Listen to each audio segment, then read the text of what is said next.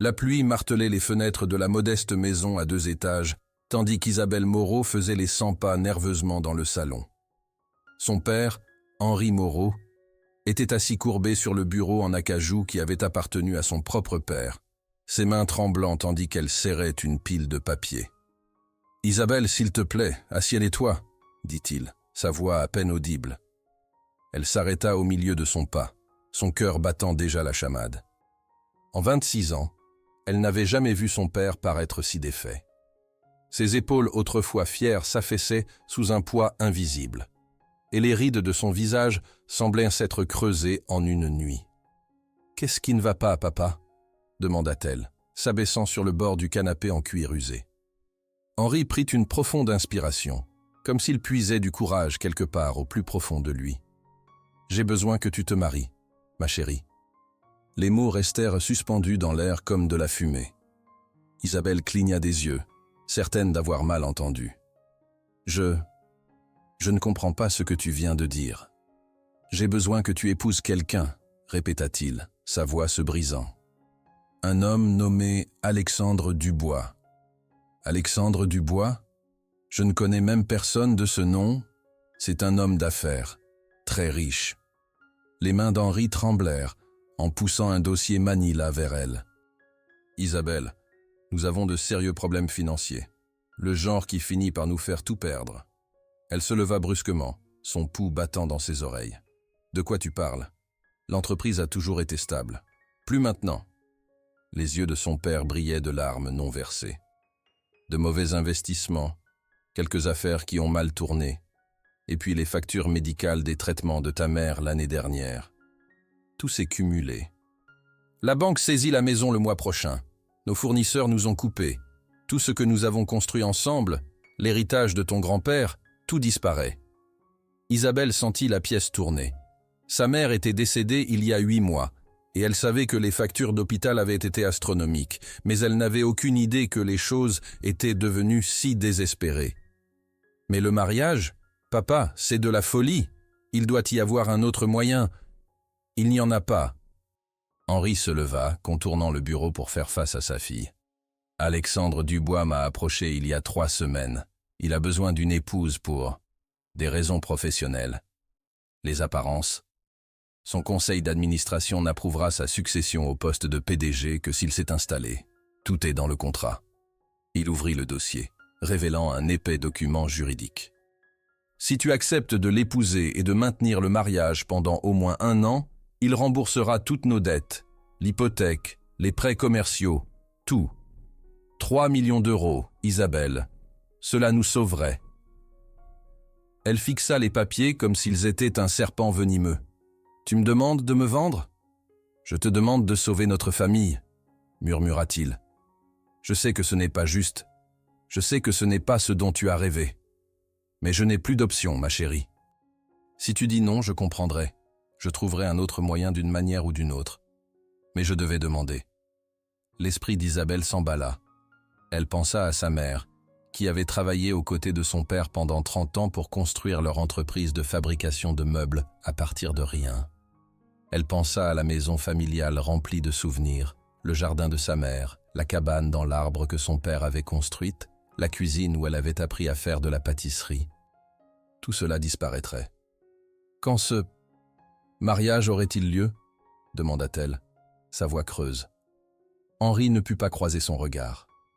Le contrat stipule qu'une fois signé, la cérémonie a lieu dans les 48 heures. Il veut présenter son nouveau statut au conseil vendredi. Vendredi? C'est demain. Je sais.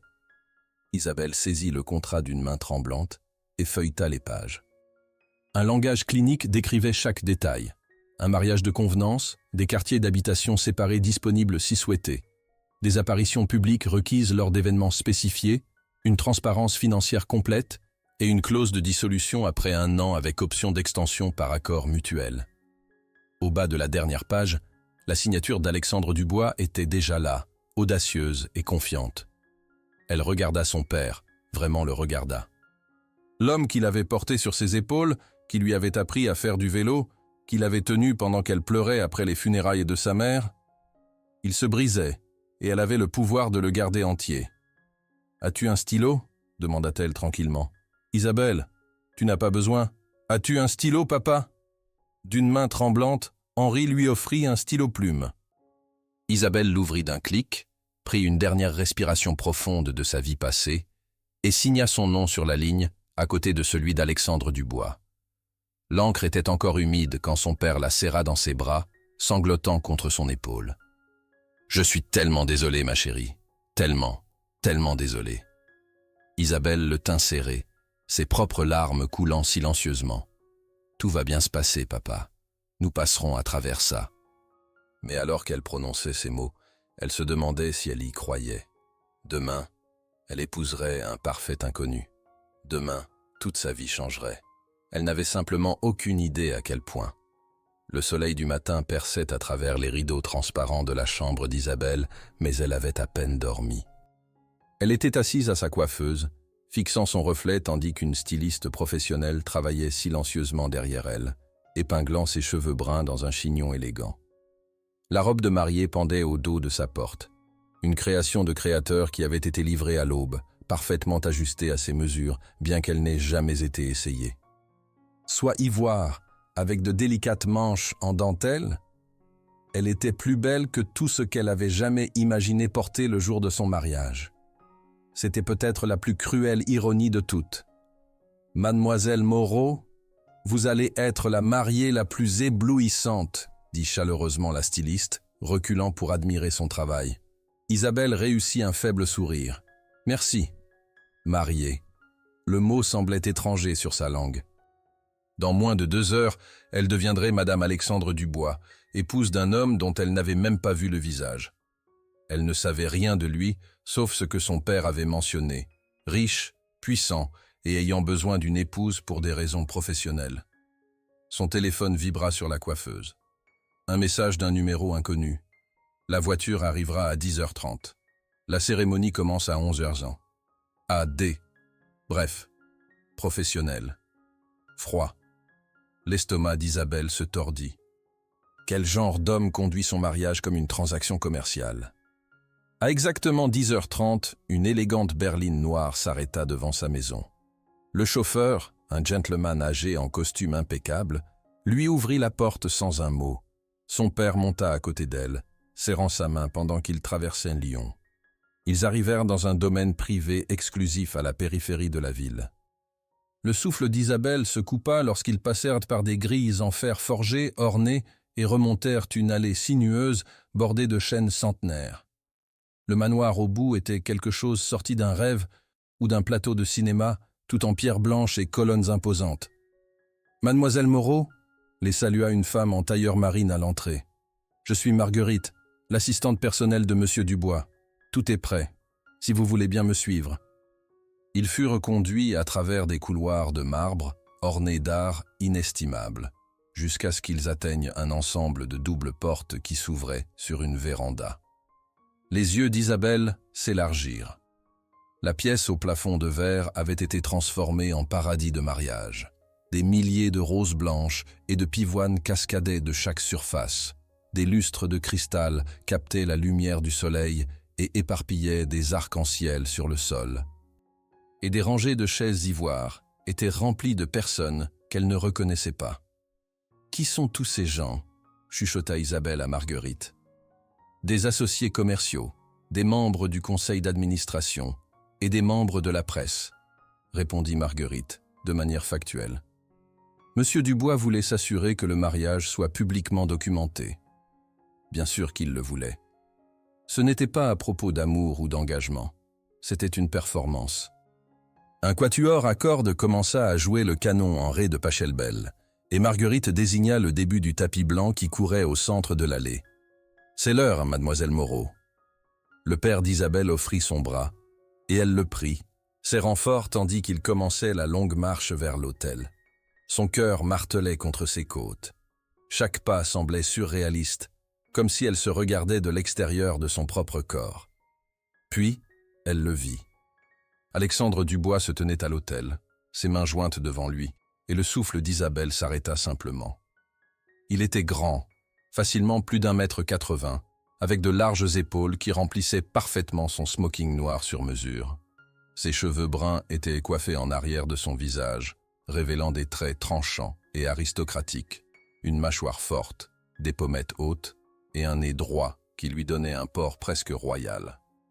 Mais ce furent ses yeux qui la captivèrent alors qu'elle s'approchait, gris acier et perçant, la regardant s'approcher avec une intensité qui fit rougir sa peau. Il était, en un mot, magnifique et totalement intimidant. Leurs yeux se rencontrèrent et se maintinrent.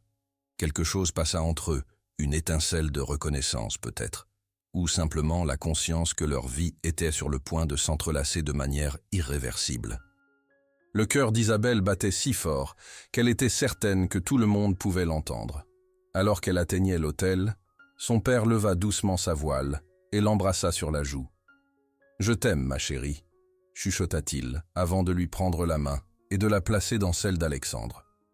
Le contact de sa paume contre la sienne envoya un choc électrique dans le bras d'Isabelle. Sa main était chaude, forte et surprenamment douce. Alexandre la regarda dans les yeux et hocha légèrement la tête. Pas tout à fait un sourire, mais quelque chose qui suggérait qu'il comprenait que c'était aussi étrange pour elle que pour lui. Le prêtre commença la cérémonie, sa voix riche résonnant dans la véranda. Mais Isabelle entendait à peine les mots. Elle était hyper consciente de l'homme à côté d'elle. Son eau de Cologne subtile mais chère. La façon dont il se tenait avec une confiance détendue. La façon dont ses yeux continuaient de dériver vers elle comme s'il l'étudiait. « Répétez après moi », dit le prêtre. Et soudain, ce fut le moment des vœux. La voix d'Alexandre était profonde et mesurée alors qu'il répétait les mots traditionnels. « Moi, Alexandre Laurent Dubois, te prends, Isabelle Marie Moreau, pour épouse légitime. » Quand vint le tour d'Isabelle, sa voix tremblait légèrement, mais elle parvint à terminer les vœux. Les mots semblaient lourds, chargés d'une promesse qu'elle ne comprenait pas entièrement. « Vous pouvez maintenant embrasser la mariée. » Alexandre hésita pendant un moment, ses yeux interrogeant les siens. Puis, très doucement, il cuillonna son visage dans ses mains et pressa ses lèvres contre les siennes. Le baiser était censé être bref, cérémoniel. Au lieu de cela, il s'attarda. Ses lèvres étaient chaudes et fermes, et quelque chose dans la façon dont il la tenait, si délicatement, comme si elle était précieuse, fit vaciller le monde d'Isabelle. Pendant un moment éblouissant, elle oublia où elle était, pourquoi elle était là, tout sauf la sensation de ses lèvres sur les siennes. Les applaudissements les séparèrent, et Isabelle cligna des yeux, étourdie. Alexandre la regardait avec une expression qu'elle ne pouvait pas tout à fait déchiffrer, ses yeux gris cherchant son visage. « Félicitations, monsieur et madame Dubois », annonça le prêtre, et juste comme ça, c'était fait. Elle était mariée. La réception fut un tourbillon de visages inconnus et de conversations polies. Isabelle souriait et hochait la tête au bon moment, mais elle se sentait comme une actrice jouant un rôle. Alexandre restait près d'elle, sa main reposant légèrement sur le creux de son dos alors qu'il naviguait parmi les invités. « Tu te débrouilles bien », murmura-t-il pendant une accalmie dans les conversations. « Je n'ai pas l'impression », admit-elle. « Personne ne peut le dire. » Il fit une pause. « Nous devons parler. Plus tard, quand tout ceci sera terminé. » Isabelle hocha la tête, l'estomac noué. Bien sûr qu'ils devaient parler. Ils étaient mariés maintenant, et ils ne savaient pratiquement rien l'un de l'autre. Les heures passèrent dans un flou de champagne et de gâteaux de mariage, de photos et de toasts de gens qu'elle ne reverrait probablement jamais. Finalement, alors que le soleil commençait à se coucher, les invités commencèrent à partir. « Il est temps d'y aller », dit doucement Alexandre, apparaissant à son côté. « Où » demanda-t-elle, soudain nerveuse. « Chez nous. Chez nous. » Les mots sonnaient si étranges. Ils firent leurs adieux à son père, qui serrait encore Alexandre avec des remerciements larmoyants pour avoir sauvé leur famille. Puis ils furent dans une autre voiture, roulant à travers Lyon vers un quartier qu'Isabelle ne reconnaissait pas. « J'ai un appartement en ville », expliqua Alexandre. « Penthouse. Le contrat spécifie que tu peux avoir tes propres quartiers si tu préfères. Mais j'ai pensé que nous pourrions commencer par voir comment les choses se passent. »« D'accord, dit-elle, sa voix petite. L'appartement était, comme tout le reste dans la vie d'Alexandre, spectaculaire. Des plafonds hauts, d'énormes fenêtres donnant sur la Saône, et un mobilier qui avait probablement coûté plus que ce qu'Isabelle gagnait en un an. C'était beau, mais froid, comme un magazine de décoration plutôt qu'un foyer. « Tu as faim ?» demanda Alexandre, desserrant sa cravate. Isabelle réalisa qu'elle était affamée. Elle avait été trop nerveuse pour manger à la réception. « Un peu. Je vais commander quelque chose. » Il fit une pause, la regardant debout, maladroitement au milieu du salon dans sa robe de mariée élaborée. « Tu veux peut-être te changer d'abord ? Tes vêtements ont été apportés. Ta chambre est au bout du couloir. Sa chambre, pas leur chambre. Merci, dit-elle, reconnaissante pour cette petite miséricorde. La chambre qu'il lui avait donnée était belle, spacieuse et élégante, avec sa propre salle de bain et un dressing qui avait déjà été rempli de ses affaires. Quelqu'un avait même défait ses bagages et rangé ses vêtements. L'efficacité de tout cela était un peu déconcertante. Isabelle se changea en jean et pull, se démaquilla et défit ses cheveux. Pour la première fois de la journée, elle commençait à se sentir comme elle-même. Quand elle retourna dans le salon, Alexandre avait aussi changé de vêtements, jean et chemise boutonnée, manches retroussées sur ses avant-bras. Il semblait plus jeune comme ça, moins intimidant, presque normal. « J'ai commandé taille, dit-il. J'espère que ça te va. »« C'est parfait, merci. » Ils s'assirent à son élégante table à manger, partageant des plats à emporter dans un silence initialement gêné. Finalement, Alexandre posa ses baguettes et la regarda directement. « Nous devrions établir des règles, dit-il. Isabelle hocha la tête. « D'accord. Premièrement, ceci ne doit pas être plus compliqué que nécessaire. Le contrat exige 1 an. Si nous pouvons passer cette année avec un minimum de drame, nous pourrons tous les deux passer à autre chose. Compris. Deuxièmement, nous devrons faire quelques apparitions publiques ensemble, galas de charité, événements d'entreprise, ce genre de choses. Rien de trop fréquent, mais suffisant pour maintenir l'apparence d'un vrai mariage. » Isabelle prit une bouchée de pad thaï, réfléchissant. « Et en privé ? » ?»« En privé, nous vivons nos propres vies. Tu as ton espace, j'ai le mien. Pas d'attente, pas d'obligation au-delà de ce qui était nécessaire pour le spectacle public. » C'était logique, pratique. Alors pourquoi Isabelle se sentait-elle si vide en l'entendant l'exprimer ? « Il y a juste une chose, » ajouta Alexandre, et son ton était devenu plus sérieux. « Quoi ? Personne ne peut savoir que ce n'est pas réel. Personne. Mon conseil d'administration, tes amis, ta famille, ils doivent tous croire que c'est un vrai mariage. Si cela sort, l'accord est annulé. » « Qu'est-ce que ça signifie exactement ?» Alexandre hésita. « Cela signifie que parfois nous devrons vendre la performance. En public, nous agissons comme un couple amoureux. Nous nous tenons la main, nous nous embrassons si nécessaire. Nous semblons heureux ensemble. » Le cœur d'Isabelle bondit inexplicablement à la mention de baiser, se souvenant de la sensation de ses lèvres sur les siennes à l'hôtel. « Je peux faire ça. » « Bien. » Il semblait soulagé. « Et Isabelle ? » « Oui ? Je sais que ce n'est pas ce que tu voulais. Je sais que c'est étrange et artificiel et probablement terrifiant. Mais je veux que tu saches que je ne suis pas un monstre. Je ne m'attends à rien de toi que tu ne veuilles pas donner. » Quelque chose dans sa voix, un soupçon de vulnérabilité sous l'assurance, fit que quelque chose se détendait dans la poitrine d'Isabelle. « Merci. Ça aide. » Ils terminèrent leur dîner avec un bavardage plus léger. Elle lui parla de son travail d'enseignante à l'école primaire. Il lui parla de son entreprise de technologie de manière très basique. Ce n'était pas exactement confortable, mais ce n'était pas non plus l'épreuve gênante qu'elle avait redoutée.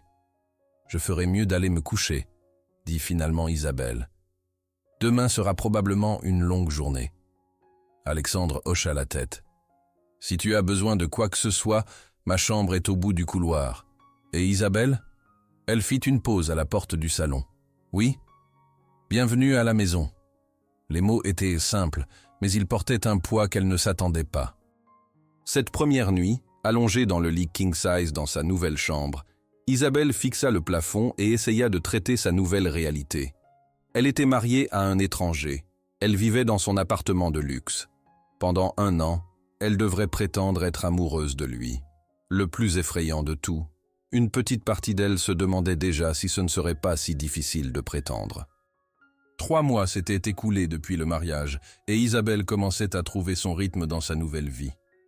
Elle avait repris l'enseignement dans une école privée près de l'appartement. Alexandre l'avait aidée à organiser des entretiens et, étonnamment, elle aimait ses nouveaux étudiants. Leurs apparitions publiques étaient devenues plus naturelles aussi.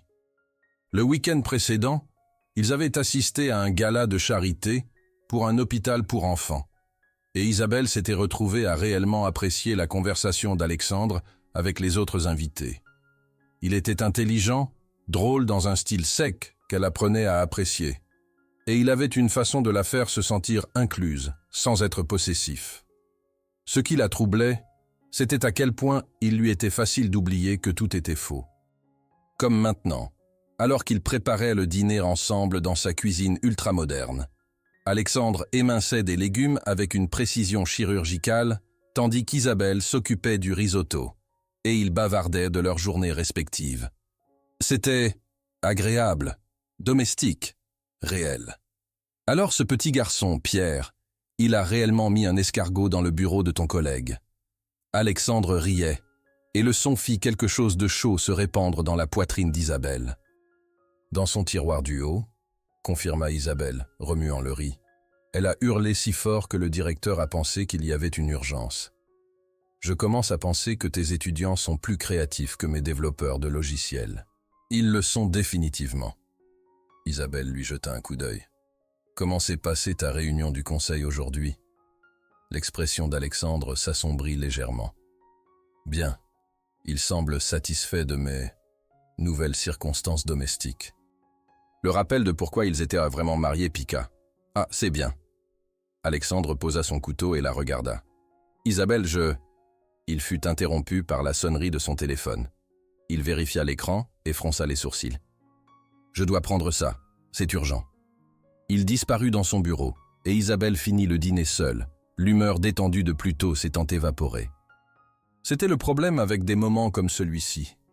Il la faisait oublier que leur mariage était juste un arrangement commercial. Qu'Alexandre était gentil avec elle par nécessité, pas par choix. Qu'elle commençait à avoir des sentiments pour lui qu'elle n'était pas censée avoir. Alexandre ne revint que tard ce soir-là, l'air tendu et distrait. « Désolé », dit-il, trouvant Isabelle en train de lire sur le canapé. Crise d'entreprise. Le dîner était délicieux. Merci. De rien. Elle ferma son livre. Tout va bien? Il hésita, passant une main dans ses cheveux. Un de nos plus gros clients menace de rompre son contrat. Si nous le perdons, c'est grave? Ça pourrait l'être. Il s'effondra dans le fauteuil en face d'elle, soudain paraissant épuisé. Désolé, tu n'as pas besoin d'entendre parler de mes problèmes de travail. Alexandre. Elle attendit qu'il la regarde. Nous vivons ensemble. Nous sommes mariés, même si ce n'est que sur le papier. Tes problèmes me touchent aussi. Quelque chose changea dans son expression. Tu n'es pas obligé de... Je sais que je ne suis pas obligé. Je veux. Les mots sortirent avant qu'elle puisse les arrêter, plus révélateurs qu'elle ne l'avait prévu. Alexandre la fixa pendant un long moment. Pourquoi? La question pendait entre eux, chargée de toutes les choses qu'il ne s'était pas dites. Isabelle sentit son cœur battre plus fort. « Parce que je tiens à toi », dit-elle doucement. « Plus que je ne devrais. » Le silence qui suivit sembla durer des heures. Alexandre la regardait comme s'il la voyait pour la première fois, et Isabelle se prépara au rejet, aux limites qu'il remettrait inévitablement en place. Au lieu de cela, il se leva et traversa la pièce, s'agenouillant devant le canapé pour qu'il soit au niveau des yeux. « Isabelle, dit-il, sa voix rauque, tu ne peux pas dire des choses comme ça. Pourquoi pas? Parce que ça rend tout plus compliqué. Peut-être que compliqué n'est pas une mauvaise chose. » Il tendit la main et caressa sa joue, si doucement qu'elle se pencha dans son contact. « Tu ne sais pas ce que tu dis. »« Si, je le sais. » Elle couvrit sa main de la sienne. « Alexandre, je sais que ce n'est pas ce que nous avons prévu. Je sais que c'est censé être temporaire et sans complications. Mais je ne peux pas prétendre que je ne ressens rien pour toi. Isabelle, dis-moi que tu ne ressens rien non plus, le défia-t-elle. Dis-moi que tous ces moments, quand tu ris à mes histoires, quand tu t'assures que j'ai tout ce dont j'ai besoin, quand tu me regardes comme tu me regardes maintenant, dis-moi que tout ça, c'est juste pour le spectacle. Alexandre ferma les yeux, luttant visiblement avec quelque chose. Quand il les rouvrit, ils étaient remplis d'une vulnérabilité qu'elle n'avait jamais vue avant. « Je ne peux pas, » murmura-t-il. « Je ne peux pas te dire ça parce que ce ne serait pas vrai. » Le cœur d'Isabelle bondit. « Alexandre, j'ai passé ma vie entière à éviter exactement ceci. L'attachement, les complications, les sentiments. » Sa main bougea pour enfouir ses doigts dans ses cheveux. « Puis tu es entré dans ma vie avec ce contrat ridicule, et avant même que je m'en rende compte, tu avais tout chamboulé. Est-ce que c'est une mauvaise chose? Je ne sais pas, admit-il. Tout ce que je sais, c'est que quand je suis avec toi, cette vie que j'ai construite si soigneusement, contrôlée et prévisible et sûre, tout cela semble soudain insuffisant. Ils étaient si proches maintenant qu'Isabelle pouvait voir les paillettes dorées dans ses yeux gris, sentir la chaleur de son corps, entendre le léger tremblement dans sa respiration. « Que faisons-nous maintenant » chuchota-t-elle. « Je n'en ai aucune idée, » dit Alexandre. Puis il se pencha et l'embrassa. Ce baiser était différent de celui à l'hôtel, plus lent, plus profond, rempli de toutes les émotions qu'ils avaient retenues. Isabelle sentit quelque chose se libérer dans sa poitrine, quelque chose qu'elle avait gardé soigneusement enfermé depuis leur nuit de noces. Ses mains trouvèrent le devant de sa chemise, le tirant plus près tandis que ses lèvres bougeaient contre les siennes, avec une faim qu'elle ne savait pas qu'elle possédait. Quand ils se séparèrent finalement, ils étaient de tous les deux à bout de souffle. « Ceci change tout, » dit Alexandre. « Oui, » convint Isabelle. « C'est le cas. Le contrat. Le contrat ne dit rien sur ce qui se passe si nous tombons réellement amoureux. » Amoureux. Il testa le mot comme s'il était étranger. « Est-ce que c'est ce que c'est ?» Isabelle sourit, ses mains reposant toujours contre sa poitrine, sentant les battements rapides de son cœur sous ses paumes. « Je pense que ça pourrait l'être. » Alexandre la regarda pendant un long moment, puis sourit aussi, le premier vrai sourire qu'elle lui avait vu. Cela transformait tout son visage, la rendant jeune et accessible, et si beau que son souffle se coupa. « Alors nous sommes dans de beaux draps, n'est-ce pas ?» dit-il. « Les plus beaux, » convint-elle, et l'attira pour un autre baiser. Cette nuit-là, pour la première fois depuis leur mariage, Isabelle ne dormit pas dans sa propre chambre. Isabelle se réveilla dans un lit qui n'était pas le sien, avec des bras qui ne lui étaient plus étrangers l'entourant et la sensation d'un basculement fondamental dans son univers. Le soleil matinal filtrait à travers les rideaux de la chambre d'Alexandre, projetant des rayons dorés sur les draps froissés et l'homme endormi à côté d'elle. Elle tourna la tête sur l'oreiller pour l'étudier dans cette vulnérabilité tranquille du sommeil. Ses traits tranchants étaient adoucis, ses cheveux sombres ébouriffés, et il y avait quelque chose de presque juvénile dans la façon dont sa main reposait, détendue, sur sa taille. La nuit précédente avait été révélatrice. Pas seulement physiquement, bien que cette partie ait été plus incroyable qu'elle n'aurait pu l'imaginer, mais émotionnellement. Alexandre avait laissé tomber chaque barrière qu'il avait soigneusement érigée, et dans ses moments intimes, Isabelle avait vu l'homme qu'il était vraiment sous toute cette façade d'homme d'affaires contrôlé. Il était tendre, attentionné, drôle de manière inattendue. Et quand il l'avait regardé dans les yeux tandis qu'ils se déplaçaient ensemble, elle avait vu quelque chose qui ressemblait dangereusement à de l'adoration. Le problème était qu'elle ne savait pas ce que cela signifiait pour leur arrangement. Était-il encore dans un mariage contractuel avec de très bonnes prestations supplémentaires? Ou quelque chose avait-il fondamentalement changé? « Tu réfléchis trop fort », murmura la voix ensommeillée d'Alexandre. « Je peux littéralement entendre tes pensées. » Isabelle sourit, se tournant pour lui faire face. Ses yeux étaient ouverts maintenant, alertes malgré l'heure matinale. « Bonjour ?»« Bonjour. » Il resserra son bras autour d'elle, l'attirant plus près. « Tu as des regrets ?» La question était posée légèrement, mais elle pouvait entendre la vulnérabilité sous-jacente. « Non, dit-elle honnêtement. « Toi ? Pas un seul. » Il se pencha et l'embrassa, lent et doux. Bien qu'il nous faille probablement parler de ce que cela signifie. Avant qu'Isabelle puisse répondre, le téléphone d'Alexandre sonna sur la table de nuit. Il jeta un coup d'œil à l'écran et grimaça.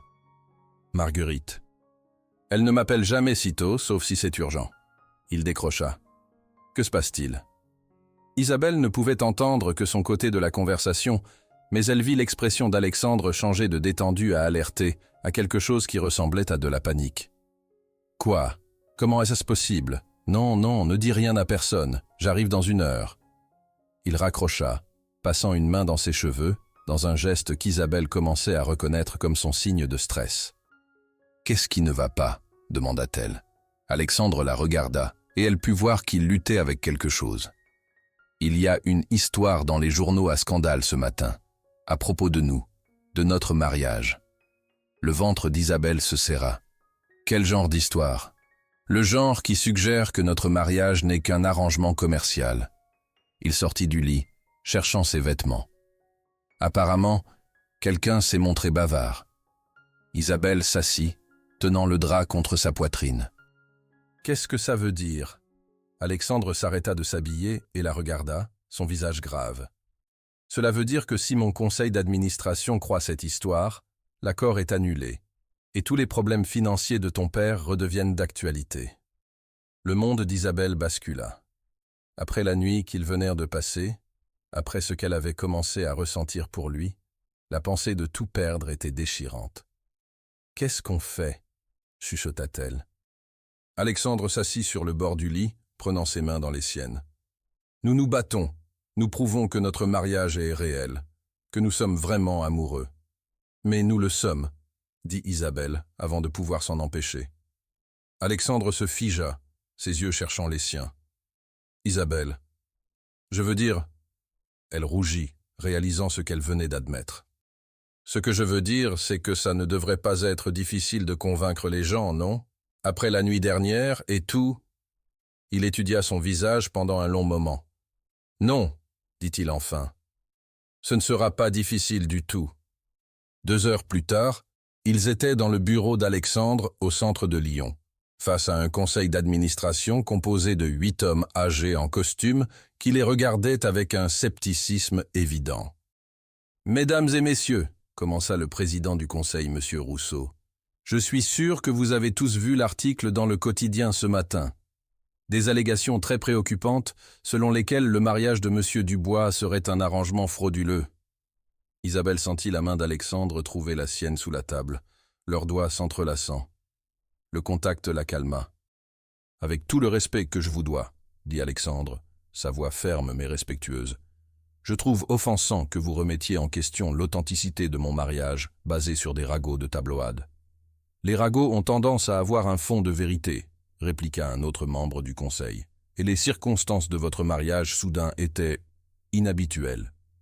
Inhabituelles comment ? Demanda Isabelle, surprenant tout le monde en parlant. Parce qu'on s'est mariés rapidement ?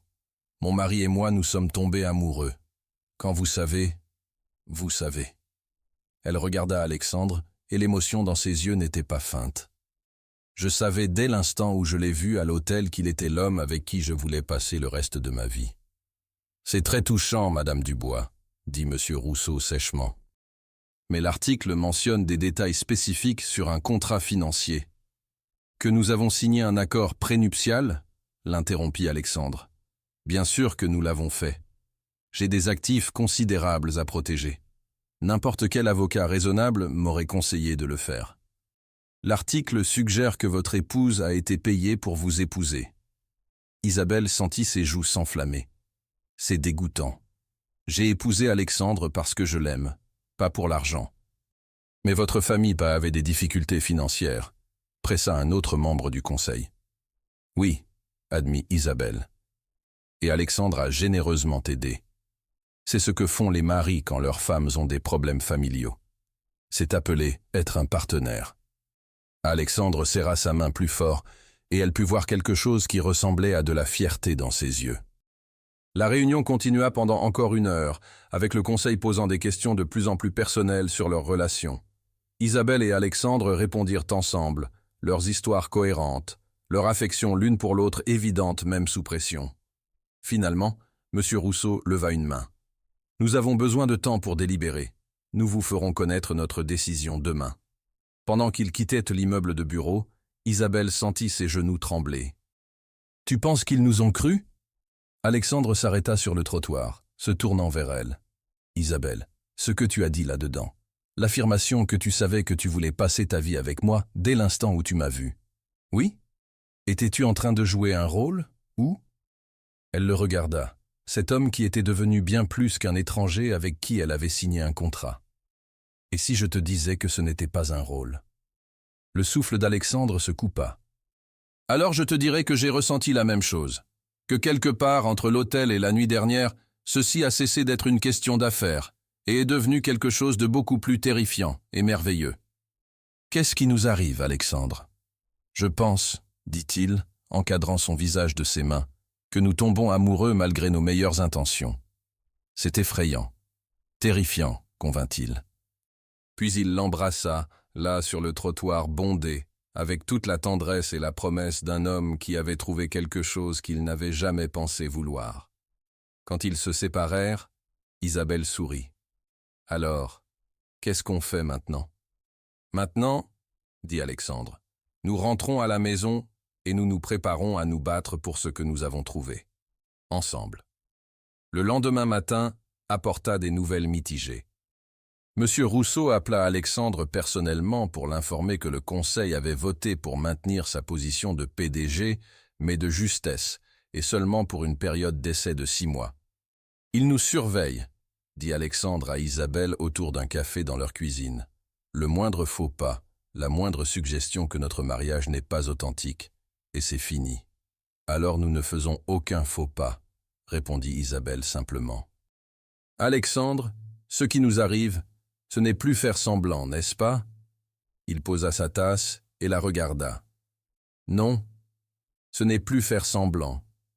Alors peu importe ce que le conseil pense ou ce que les journaux écrivent, nous savons ce qui est réel. » Alexandre tendit la main et caressa sa joue. « Quand es-tu devenue si sage ? » Probablement vers le moment où je suis tombée amoureuse de mon mari contractuel. « Est-ce que tu viens de dire que tu m'aimes ?» Isabelle sentit ses joues rougir, mais elle ne détourna pas le regard. « Oui, je pense que oui. » L'expression d'Alexandre s'adoucit. « Bien, parce que je t'aime aussi, désespérément, complètement, de manière probablement très peu pratique. Embrasse-moi, murmura-t-elle. Il le fit, et dans ce baiser, Isabelle sentit tous les murs qu'elle avait construits autour de son cœur s'effondrer complètement. Les mois suivants furent un tourbillon de défis et de découvertes. Les médias continuèrent de fouiller dans leur vie, cherchant des preuves que leur mariage était une farce. Le conseil d'administration d'Alexandre scrutait chacune de leurs apparitions publiques. Et Isabelle naviguait dans les eaux parfois difficiles d'être la femme d'un homme puissant et riche. Mais à travers tout cela, leur amour grandit et s'approfondit. Ils apprirent les habitudes de l'autre, partagèrent leurs peurs et leurs rêves, construisirent quelque chose de réel et de durable à partir des fondations les plus improbables. Alexandre découvrit qu'Isabelle était plus forte qu'elle ne le paraissait, capable de tenir tête aux journalistes impitoyables et aux mondaines snobs avec une grâce qu'il admirait. Isabelle découvrit qu'Alexandre était plus doux qu'il ne le montrait, capable d'une tendresse qui lui coupait le souffle et d'une vulnérabilité qu'il ne montrait qu'à elle. 6 mois après leur mariage, ils renouvelèrent leurs vœux dans une petite cérémonie, avec juste la famille d'Isabelle et quelques amis proches. Cette fois, chaque mot qu'ils prononcèrent venait du cœur. Et 1 an après leur mariage contractuel d'origine, Isabelle découvrit qu'elle était enceinte. « Tu es sûr ?» demanda Alexandre, tenant le test de grossesse d'une main tremblante. « 3 tests, tous positifs », confirma Isabelle, nerveuse de sa réaction. Alexandre la regarda, puis le test, puis de nouveau elle. Puis il la souleva et la fit tourner, riant de joie pure. « Nous allons avoir un bébé, » dit-il, la reposant et encadrant son visage. « Un vrai bébé. Tu es heureux ? Heureux ?» Il l'embrassa profondément. Isabelle, je n'ai jamais été aussi heureux de ma vie. » La grossesse d'Isabelle fut paisible et heureuse. Alexandre était un partenaire attentionné, s'occupant d'elle avec une dévotion qui touchait son cœur. Henri était ravi à l'idée de devenir grand-père, et l'entreprise familiale florissait à nouveau grâce à l'injection de capital d'Alexandre. Ils passèrent des heures à préparer la nurserie dans leur appartement, à discuter de noms et à rêver de l'avenir. Alexandre dévoila un côté plus doux qu'Isabelle n'avait jamais vu. Il parlait déjà au bébé, lisant des histoires à son ventre et lui murmurant des promesses d'amour. « Je veux être un bon père », avoua-t-il une nuit, sa main reposant doucement sur son ventre arrondi. Mon propre père était distant, froid. Je ne veux pas être comme lui. Tu ne le seras pas, assura Isabelle, couvrant sa main de la sienne. Tu as déjà plus d'amour dans ton cœur que certaines personnes n'en auront jamais. Camille Dubois naquit par une matinée de printemps ensoleillée, après un accouchement relativement facile qui laissa Isabelle épuisée, mais euphorique. Quand l'infirmière plaça le bébé dans les bras d'Alexandre, Isabelle vit son mari dur et implacable fondre complètement. « Elle est parfaite », murmura-t-il, les larmes coulant librement sur ses joues. « Regarde ses petits doigts et ses cheveux. Ils sont de la même couleur que les tiens. » Isabelle le regardait bercer leur fille, le cœur si plein qu'il pourrait éclater. « Elle t'aime déjà. Regarde comme elle se blottit contre toi. »« Je n'arrive pas à croire qu'elle soit à nous, » dit Alexandre, sa voix émerveillée. « Qu'elle soit venue de nous. C'est le plus beau cadeau que tu m'aies jamais donné, » dit Isabelle doucement. Alexandre leva les yeux vers elle, Camille toujours serrée contre sa poitrine. « Tu te trompes. C'est toi qui m'as donné le cadeau. Tu m'as donné une famille. Tu m'as appris ce que signifie vraiment l'amour. » Les premières semaines avec Camille furent un tourbillon d'émerveillement et de privation de sommeil. Alexandre surprit tout le monde en prenant un congé du bureau pour rester à la maison et aider avec le bébé. Il était un père naturel, patient avec les pleurs de Camille, expert au changement de couche et infatigable pendant les tétés nocturnes. « Tu n'as pas à faire ça, » dit Isabelle une nuit, alors qu'il se levait pour la 3e fois pour réconforter Camille qui pleurait. « Je veux le faire, » répondit-il, soulevant délicatement le bébé. « Je ne veux rater aucun moment. » Isabelle le regardait se promener dans la chambre, berçant Camille, et lui chantant doucement en français. C'était une chanson qu'elle ne reconnaissait pas, probablement quelque chose que sa propre mère lui avait chanté quand il était petit. Pour le premier anniversaire de Camille, Alexandre surprit Isabelle avec une proposition. « Et si nous déménagions ?» dit-il pendant qu'il regardait Camille jouer avec ses nouveaux jouets dans leur salon. « Quelque part avec un jardin, une balançoire, un endroit où elle peut grandir et explorer. » Isabelle sourit. « Tu veux abandonner le penthouse ? Je veux donner à ma fille tout ce que je n'ai jamais eu, l'espace pour être enfant, un foyer rempli de rire et d'amour. » Ils trouvèrent une belle maison dans la banlieue de Lyon, avec un grand jardin et beaucoup d'espace pour que Camille puisse jouer. Henri emménagea dans la maison d'invités, ravi de vivre près de sa petite fille. Leur nouvelle maison devint rapidement un foyer au vrai sens du terme. Isabelle créa un jardin comme celui de sa mère. Alexandre construisit une cabane dans l'arbre pour Camille, même si elle était encore trop petite pour l'utiliser, et ils organisèrent des dîners de famille chaque dimanche. 2 ans plus tard, Alexandre proposa officiellement à Isabelle, même s'ils étaient déjà mariés. « Je sais que nous avons déjà fait ça, » dit-il, s'agenouillant dans leur jardin par une soirée d'été parfaite. Mais la première fois, c'était pour de mauvaises raisons. Cette fois, je veux le faire pour les bonnes. Il sortit une bague, non pas la simple alliance qu'elle portait depuis leur mariage contractuel, mais un magnifique solitaire entouré de petits diamants. « Isabelle Marie Moreau Dubois, » dit-il, sa voix tremblante d'émotion. « Veux-tu m'épouser à nouveau ? Cette fois par amour, pour l'amour, et uniquement pour l'amour. »« Oui, » chuchota-t-elle, les larmes coulant sur ses joues. « 1000 fois oui. » Ils renouvelèrent leurs vœux dans le jardin de leur nouvelle maison, avec Camille comme petite fille d'honneur et Henri pour conduire à nouveau Isabelle à l'hôtel. Cette fois, il n'y avait aucune presse, aucun conseil d'administration, aucune performance. Juste 2 personnes qui s'étaient retrouvées contre toute attente, promettant de s'aimer pour le reste de leur vie. « Tu sais, » dit Alexandre pendant leur première danse sous les étoiles, « je ne regrette rien de la façon dont nous avons commencé. »« Même pas le contrat ?» taquina Isabelle. « Surtout pas le contrat. » Il la fit tournoyer, puis la ramena contre lui. « Sans lui, je ne t'aurais jamais trouvé, et tu es la meilleure chose qui me soit jamais arrivée. »« Et maintenant ?» demanda-t-elle. « Maintenant, nous continuons à construire notre vie ensemble. Nous regardons Camille grandir. Peut-être que nous lui donnons un petit frère ou une petite sœur. Nous vieillissons ensemble, nous nous disputons sur des choses stupides, nous nous réconcilions, et nous nous aimons à travers tout cela. » « Cela ressemble à un plan parfait, » dit Isabelle. « C'est le seul plan dont j'ai jamais eu besoin, » convint Alexandre. Et tandis qu'ils dansaient dans leur jardin, entourés de leur famille et de leurs amis, avec leur fille qui riait depuis les bras de son grand-père, Isabelle sut avec une certitude absolue que parfois, les meilleures histoires d'amour commencent dans les endroits les plus inattendus. Parfois, un contrat commercial peut devenir quelque chose de magique. Parfois, deux étrangers peuvent se rencontrer à l'hôtel et tomber amoureux malgré eux. Et parfois, si vous avez beaucoup de chance, vous trouvez la personne qui transforme votre arrangement de convenance en histoire d'amour pour la vie. 3 ans plus tard, ils accueillirent de leur fils Julien, et 2 ans après cela, leur plus jeune fille, Amélie. Leur maison se remplit de rires d'enfants, de jouets éparpillés, et de ce chaos merveilleux qui vient avec une famille grandissante. Alexandre était devenu exactement le père qu'il avait rêvé d'être, présent, attentionné et débordant d'amour pour ses enfants. Il ne manquait jamais un récital scolaire, une course sportive ou un moment important dans leur vie. Isabelle avait ouvert sa propre école Montessori dans le village voisin, réalisant un rêve qu'elle n'avait même pas su qu'elle avait. Travailler avec de jeunes enfants tout en élevant les siens lui donnait une satisfaction profonde.